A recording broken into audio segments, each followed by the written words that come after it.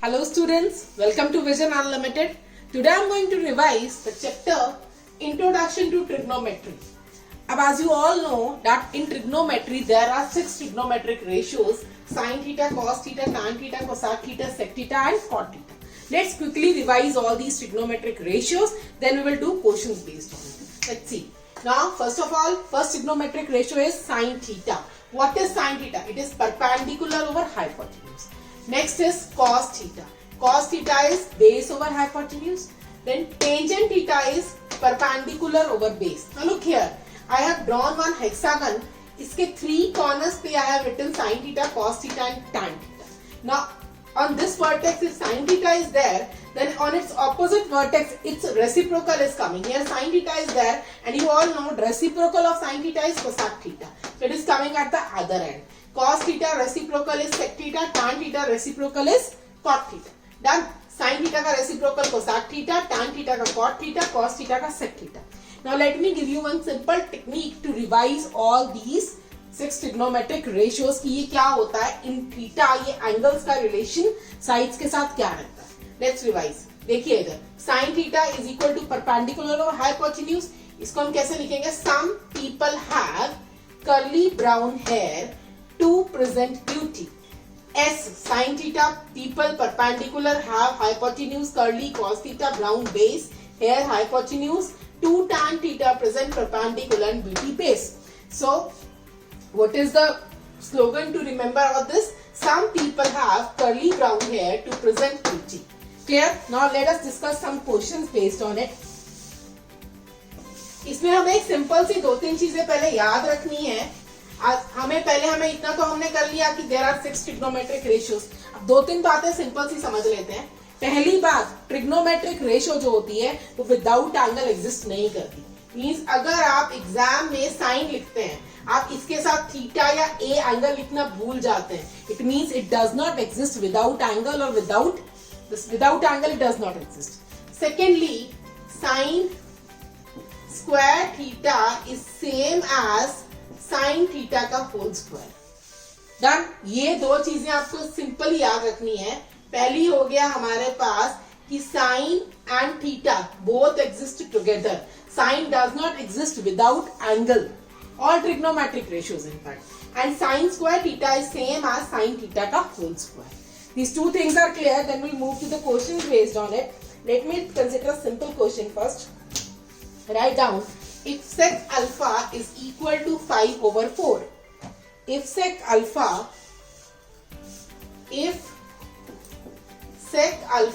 is equal to 5 over 4, then we have to find the value of 1 minus tan alpha over 1 plus tan alpha. Now see here, once you get the value of sec alpha is equal to 5 over 4.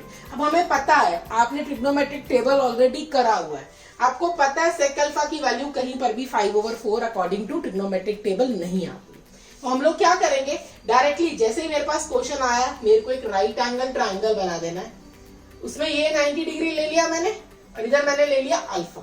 Now सेक क्या होता है? Sec is reciprocal of cos. Cos मेरे पास क्या था? b over h. तो सेक क्या हो जाएगा? h over b. h मेरे पास क्या हो जाएगा? 5 और बेस क्या हो गया? 4. नाउ रिमेंबर दिस थिंग, जब मैं इनको 5 और 4 ले रही हूँ, here ratio is given, not exact value is given. मुझे ये नहीं गिवन है कि हाइपोटेन्यूज 5 है एंड बेस 4 है. Here ratio is given, so I have to suppose it as 5k and 4k. Done. Now using Pythagoras, I can find the third side. This hypotenuse square minus base square. This will give me 25 square minus 16 square will be equal to 9k square. इसका square root लूंगी तो क्या आ जाएगा? 3k. अब मेरे पास तीनों sides आ गई. Once I have got all the 3 sides, I can write any trigonometric ratio from there. Now देखिए इधर मेरे पास क्या आ गया? 1 minus tan alpha over 1 plus tan alpha. यहाँ से मेरे पास tan alpha की वैल्यू क्या होगी? पहले लिख लेते हैं जल्दी से. tan alpha क्या होगा? Perpendicular over base, so it will be equal to 3 over 4. Value जो मुझे लेनी है 1 minus tan alpha over 1 plus tan alpha. ये क्या बन जाएगा? 1 minus 3 over 4, 1 plus 3 over 4. LCM ले लेते हैं जल्दी से. क्या बनेगा? 4 minus 3, 1 over 4. नीचे 4, 5, 6, 7 over 4. 4 will get cancel out with 4, so answer is 1/7. Got it? Let's take one more example quickly. Okay, if m cot a, is this question clear now? Okay, right on the next question. If m cot a is equal to n, so question here is, if m cot a is equal to n, then you have to find the value of m sin a minus n cos a. Find m sin a minus n cos a whole over n cos a plus m sin a. n cos a plus m sin a. Okay, now look here. यहां पर change क्या आया, m उसने इधर दे दिया just to create confusion, nothing else. हमने क्या किया, cot a, मुझे पता है cot a मेरी ट्रिग्नोमेट्रिक रेशियो है, a इज द एंगल. इस m को मैं नीचे ले गई, इसका इसके साथ कुछ लेना देना नहीं है एंगल के साथ, इसको एक साइड में ले जाते हैं, n over m आ गया. अगेन मुझे पता है cot की वैल्यू कहीं पर भी n over m नहीं होती, तो मेरा सबसे पहला काम क्या है, राइट एंगल ट्राइंगल बना लेना. यहां पर एंगल हम दे देंगे a, बिकॉज लास्ट क्वेश्चन में अल्फा था एंगल, यहां पे मैंने इसको ले लिया a. और अगर आपको कंफ्यूजन नहीं करनी तो आप ऐसे भी ले सकते हैं, ABC is a right angle triangle, ये एंगल क्या हो गया a. अब cot क्या होता है, cot is reciprocal of tan. tan क्या था, p over p, तो ये क्या हो जाएगा b over p. ठीक है, b आपके पास क्या है, ये इसको हम ले लेंगे n के, और ये हो जाएगा m के. डन. अब ये मैं निकाल सकती हूँ, ये मेरे पास क्या आ जाएगा, k इंटू, अगर मैं यहाँ पे पाइथागोरस लगाऊंगी, दिस विल गिव मी, यहाँ पे perpendicular square plus base square आएगा, तो ये क्या बन जाएगा, m square plus n square. Got it. अब यहां से मैं साइन a की वैल्यू भी निकाल सकती हूँ, कॉस a की वैल्यू भी निकाल सकती हूँ, बट यहाँ पर थोड़ा सा मैं स्मार्टली काम करूंगी. अगर जो वैल्यू मुझे निकालनी है, अगर मैं साइन a और कॉस a की सेपरेटली वैल्यू निकालूंगी, उससे भी हो जाएगा. चलिए उसी से कर लेते हैं. m sin a minus n cos a. Let's take it. m sin a, यहां से sin a की वैल्यू क्या हो जाएगी, m over root of m square, m into m.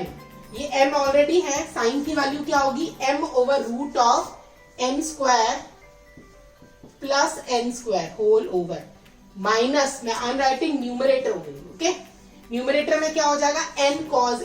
cos a मेरे पास क्या है, n over root of this, ये क्या हो जाएगा, n into n over root of m square plus n square whole over n cos a.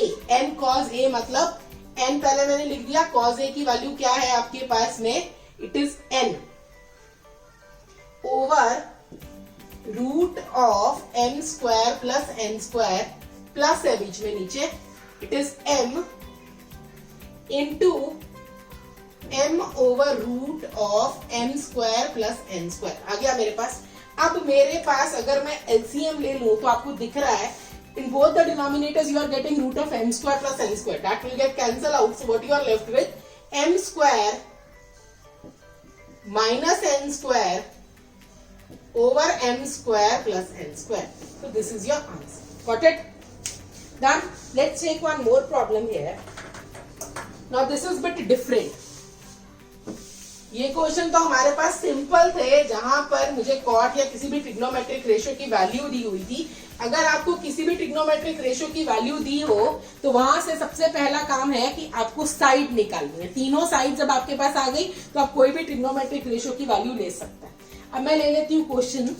In the given question, one right angle triangle is given to you, PQR. It is right angled at Q, and it is given that this side is 12 centimeter and this side is 13 centimeter. You have to find tan P minus cot R. आपको value किसकी निकालनी है, tan P minus cot R.